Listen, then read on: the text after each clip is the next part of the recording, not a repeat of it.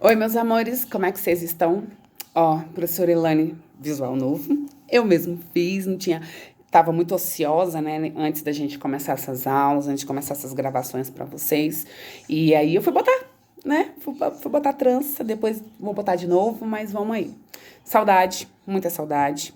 Eu sei que não tá fácil pra ninguém, tá difícil pra todo mundo, para os professores aqui que tá produzindo material para vocês aí que tem que estudar, tem que acompanhar todas as turmas, né, de estarem online. Então, assim, não tá fácil para ninguém, mas vamos vencer e vamos sair dessa juntos. Se cuidem, vocês sabem que eu sou grupo de risco, então eu tô me cuidando. Mas tô morrendo de saudade de estar em sala de aula com vocês, no nosso bate-papo, nas nossas aulas, nos nossos momentos de diversão, distração, de falar sério, de puxar a orelha, de dar bronca, de chamar vocês para a questão da responsabilidade. Tô com muita saudade mesmo, tá? Então vamos lá. Vamos fazer uma revisão. A partir da semana que vem, da próxima semana, sem ser porque a próxima é a P2, então na próxima semana a gente já vai começar o segundo bimestre, tá? Vai ter um dia específico só para as nossas aulas, mas eu vou falar isso quando a gente vai na aula online, tá? Então vamos lá, né? Fazer uma revisãozinha básica lá sobre os reinos, né? O reino Monera, reino Protista, reino Fungi e a composição do ar, tá? O reino Monera tem como seu principal representante as bactérias e as cianobactérias. Então, quais são as características gerais do reino Monera? Então, a gente sabe que eles são procariotos ou procariontes, unicelulares, ou seja, apresentam uma única célula, são autotrófos e heterotrófos. Professor, os outros reinos são eucariontes? Não, os outros reinos não são eucariontes. Tá? Perdão. Os outros reinos são eucariontes? Sim, os outros reinos são eucariontes. O único reino que é procariontes é o reino Monera, tá? Por quê? Ele só tem uma única célula. E o que significa ser do reino Monera? Simplesmente porque ele não tem a presença da membrana nuclear. Então, seu DNA está dentro do citoplasma, dentro da célula, né? Dúvidas até aqui? Então, quando eu falo em questão de unicelular, ele só vai ter uma única célula, né? Então, quando eu falo de serem autotróficos ou heterotróficos, por quê? Porque simplesmente eles possuem dois tipos de nutrição. Então, nas características gerais, ele vai ser o quê? Procariontes, unicelulares, autotrófos e heterotrófos, tem reprodução assexuada e sexuada e tem respiração, tá? Aeróbia e anaeróbica. Tranquilos até aqui? Então, vamos lá. Aqui está sendo de acordo com os slides de vocês que eu mandei, tá bom? Uma organização geral que a gente tem. Então, a célula do reino Monera, ela se divide em... Tem um flagelo para se locomover.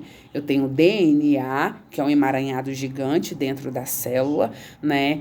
Eu tenho algumas organelas. Eu tenho a parede celular, que seria essa partezinha amarela. Eu tenho a membrana plasmática, que é a verde, o azulzinho é o citoplasma, o vermelho é o DNA e o vermelho por dentro, emaranhado, que o de fora é a cápsula que nós temos, tá bom? Isso é a estrutura, o quê? Das bactérias, tá bom? Como que funciona a nutrição? Bom, procariontes eu já falei que não apresentam núcleo, tá bom? Eles são um emaranhado, né, o DNA dentro do citoplasma. Eles apresentam uma única célula e a nutrição eles pode ser autotróficos ou heterotróficos. Quem são os autotróficos? São aqueles que vão produzir o seu próprio alimento. E no caso, o representante que nós temos que vai produzir o seu próprio alimento são as cianobactérias, que eram conhecidas como algas azuis. Por que não se encaixa, já que ela faz a fotossíntese, né? Por que ela não se encaixa como no reino das plantas? Por ela apresentar uma única célula e ser um ser procarionte, tá? Então, devido a essas duas características, ela não é considerada como no reino das plantas, tá certo? E aí, então, ela que vai produzir o seu próprio alimento através da fotossíntese. Então, todos os seres fotossintetizantes, eles fazem a fotossíntese. Ah, professora, só as plantas? Não, tem algumas algas, tem as cianobactérias, tá? Então, todas elas, praticamente, são as que produzem o seu próprio alimento. Então, todos os seres fotossintetizantes é o que vai produzir o seu próprio alimento. Então, aí a gente chama de nutrição autotrófica. Quando eu falo de nutrição heterotrófica, tá bom? É aquela nutrição em que eu preciso de um outro ser para me poder me alimentar. Então, aonde eu sei que as bactérias, um exemplo que eu poderia dar para vocês, né? Então, assim, eu tenho a questão das bactérias decompositoras, das bactérias fermentadoras, das bactérias nitrificantes, né? Então, assim, as bactérias decompositoras, elas vão fazer o quê? Elas vão decompor a matéria orgânica morta na natureza. Então, ele está ali dentro daquele ciclo, né? Então, ele precisa fazer aquela decomposição para poder até mesmo liberar sais minerais para o solo, né, para as plantas poderem se utilizar ali, porque as bactérias ela têm uma grande importância como bactérias decompositoras dentro do ciclo, né, da natureza, que ele é renovável o tempo todo. E aí, então, quando eu falo de nutrição heterotrófica, é essa nutrição que eu dependo de outro ser, tá? Sobre a respiração, nós temos a respiração aeróbia e anaeróbia. Claro que, de uma certa forma, é a produção de energia das bactérias, porque ela é uma célula, então é uma energia para a célula, tá bom? Aeróbia é o que? Eu preciso do oxigênio. A anaeróbia é aquela que eu não necessito do oxigênio para quê? Para poder respirar. Lembra que eu falei para vocês do tétano? A bactéria que provoca o tétano, ela não precisa do oxigênio para sobreviver, tá bom? E sobre a reprodução, a gente tem a reprodução assexuada, né, por fisão binária ou bipartição, e assexuada. Quando eu falo conjugação, no slide de vocês vão conseguir observar que na primeira imagem eu tenho uma reprodução assexuada. Então, vocês veem que eu tenho uma célula lá, aí o DNA dela começa a se multiplicar, e aí depois ela começa a ter a separação. No caso da sexuada, o que acontece? Uma bactéria se aproxima da outra, tem um prolongamento, e aí o material genético dela acaba passando para uma outra célula, tá certo? Então, isso é a reprodução sexuada. Depois aí a gente tem sobre as bactérias decompositoras, né? Que exercem um importante papel. Quando eu falo das decompositoras, né? Isso é a importância das bactérias. Então, eu tenho as decompositoras, as fermentadoras e as nitrificantes. As decompositoras, elas exercem um importante papel ecológico realizando a reciclagem de nutrientes, que é o quê? É a decomposição da matéria orgânica morta dentro da natureza. Então, ela faz essa decomposição para devolver esses nutrientes. Então, é um ciclo que ele não se finda, ele é contínuo.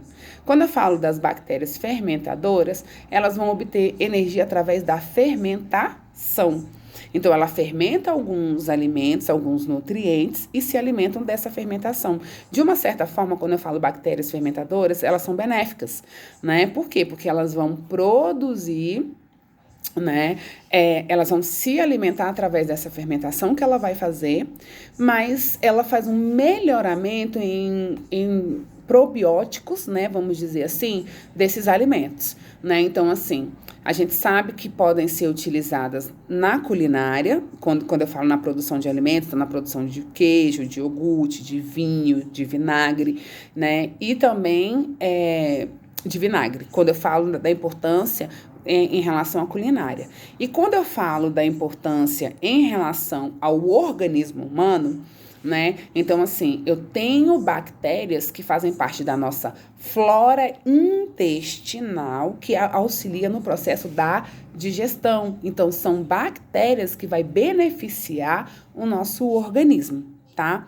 Dúvidas até aqui sobre o reino Monera? Então, aí também eu tenho na produção do Yakult, né, que tem até aí no slidezinho de vocês que eu vou mandar, ou eu já mandei para alguns. é possível, né, graças à ação dos lactobacilos, então que realizam, né, essa transformação. E no vinagre, ele vai acabando, se torna um pouquinho ácido, né, devido ao quê? Devido à fermentação que essas bactérias faz. E aí a gente tem as bactérias nitrificantes, né, que são aquelas que vão fazer quimiossíntese. O que que é? Elas vão produzir o seu alimento através da